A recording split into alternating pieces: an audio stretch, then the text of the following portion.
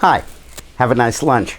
And this time, eat as much as you like because the federal government's gone on a diet.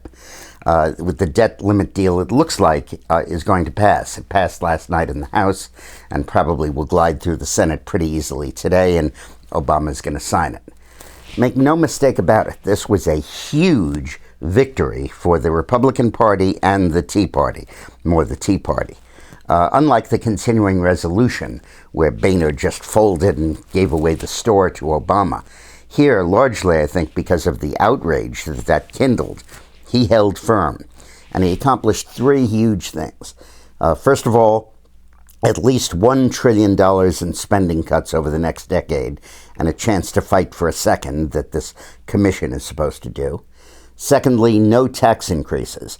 And when you look at the budgetary math, it's almost impossible for this commission to recommend tax increases. And finally, he succeeded in getting a vote on a balanced budget amendment. And that sounds minor. It's obviously not going to pass. You're not going to get 2/3 of a Democrat-controlled Senate to go with it. But they have to go on record. And this gives us the chance to make the balanced budget amendment one of the key issues in the 2012 election. And there's only like 80% support for the amendment. See, in the past, Harry Reid has refused to bring this bill up, precisely not to embarrass his members. Now he's going to have to under the terms of this agreement. And it did one other thing that I think is huge.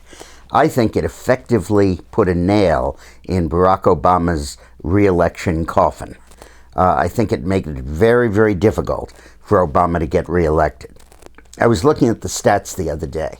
From the moment Bill Clinton began his budget battle with the Republicans in Congress, roughly May of 1995, through the time that it was resolved, January of 1996, his job approval rose from 42% to 57%, a gain of 15 points.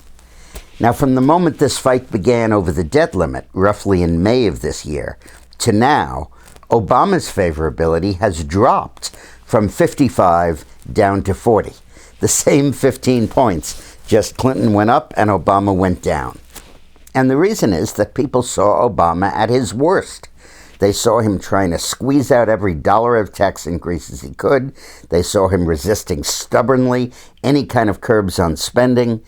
They saw him becoming rhetorical and partisan and judgmental and all the things that he claimed not to be when he ran for office.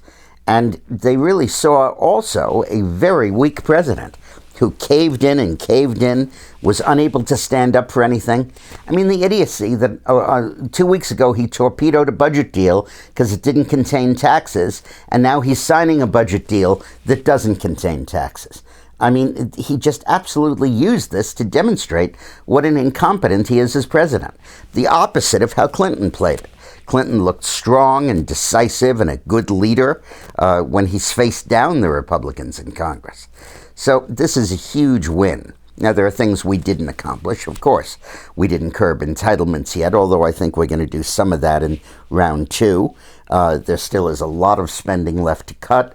We didn't extend the Bush tax cuts, but I think that'll happen anyway.